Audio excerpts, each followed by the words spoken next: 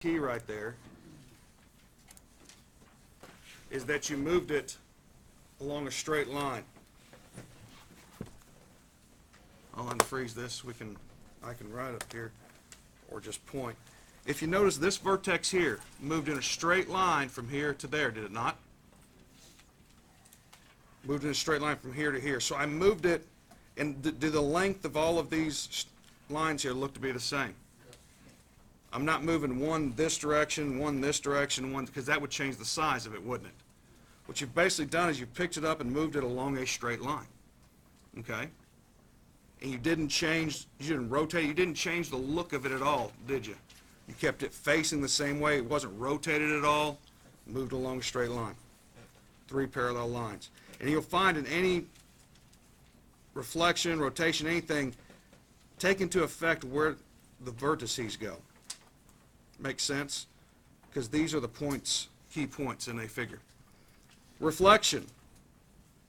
What is this? What could you think of this line as being? A what? Mirror. When you look in the mirror, if you're 6 feet away from the mirror, how far away does your image look like it is on the other side? 6 feet away, just on the other side. So if you'll notice, a key point to look at here is how far is each vertex from what? The mirror, or the line of reflection. That line of reflection, in essence, is your mirror. Looking here to here, like I said, does this distance look to be about the same as that distance? It does, doesn't it? Okay. And does this distance right here, from right here to right here, and right here to right here, look to be about the same between each point? How about here to here and here to here? So it flipped. It does flip its orientation, but what's the same? This distance, each vertex is from what? The mirror. Okay? Rotation. Basically, what did each vertex do? It rotated a certain number of degrees and got to here. So here, the image kind of flips, doesn't it? Here it what? Rotates. So it should be pretty easy to tell the difference between these when we give a picture, talking about what one does to the other, correct?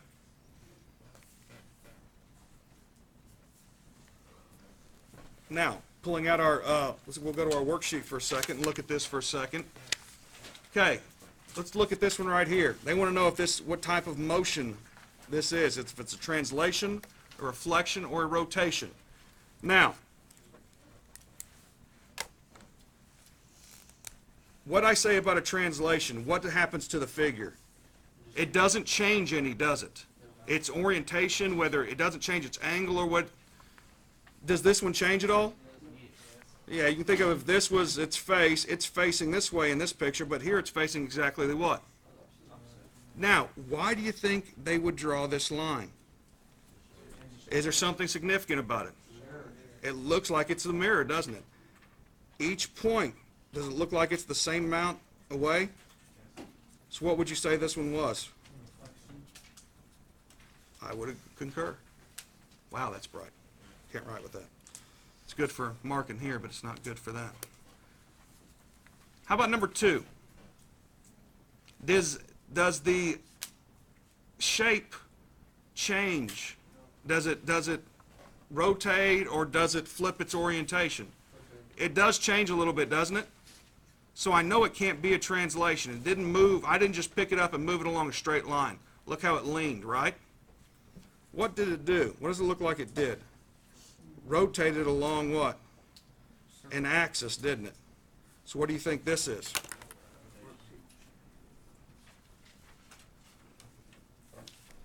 What do we need to look at to tell which one it is? Look at where the what? Vertices go. What about number 3? Sure didn't move along a straight line, did it? So is it a reflection or a rotation? It's reflecting about this mirror, isn't it? Do you see what I mean? This isn't a hard chapter or section. Right here, number 4. Now, did this move along a straight line? Did it stay exactly the same except it was slid? So what is it? Starting to kind of get a hang of the difference between the two. Now, right here, they will do some things that make it, they're not always going to be quite as easy. First of all, we know this isn't a translation, correct? It's facing a different way. It's either a rotation or a reflection. The question is, which one is it?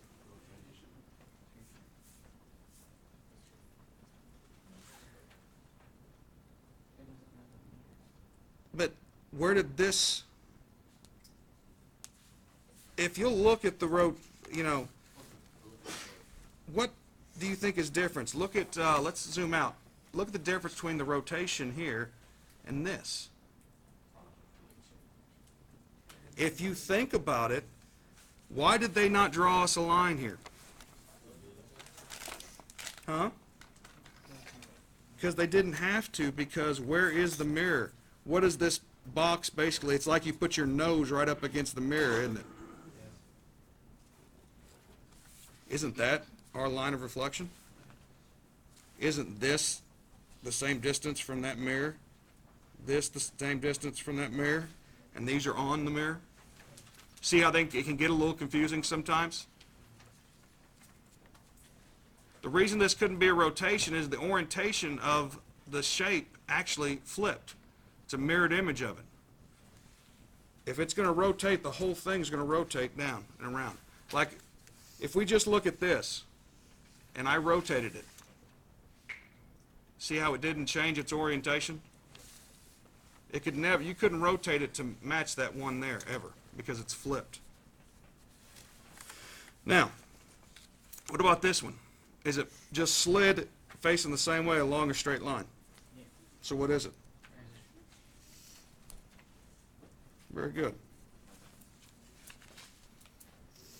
Now, when we're going to get down to here, on the next ones, we're going to talk about something else. Talking about things corresponding. What we mean by that,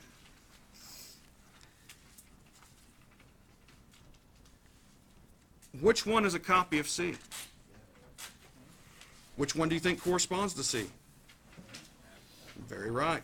So which angle corresponds to C? Angle what? That's the one that's a copy of it when we translate, when we moved it, the image of it here.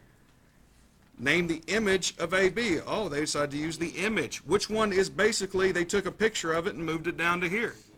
Image, right? AB became what? DE.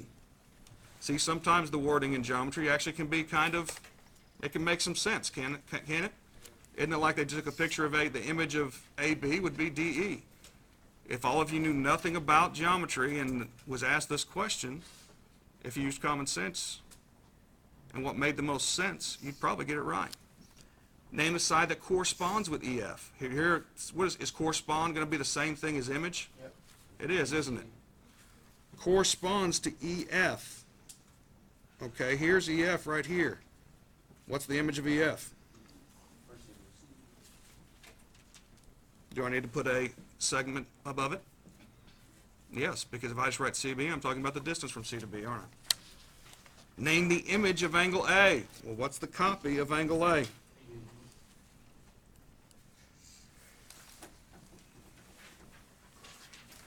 I'm not kidding, that's it. Can we do that? Now, please don't be lazy on me. What am I going to put at the end of this? Write the problems, draw the figures, show all steps and work. Do they have to be works of art? Do they need to be bigger than one line? Absolutely. Do you have to trace? No. If you feel compelled to, fine, but I don't see any reason. You're on some of these weird figures, just, do I expect that to be drawn perfectly on your paper? No. If it was me, if I was doing this assignment, I'd probably do this.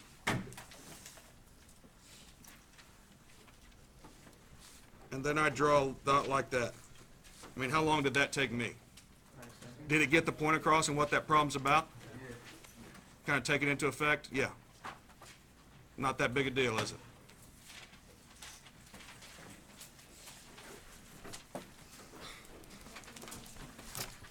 All right, so I'll put that back up there. Any questions? Let's get to work. You have an excellent opportunity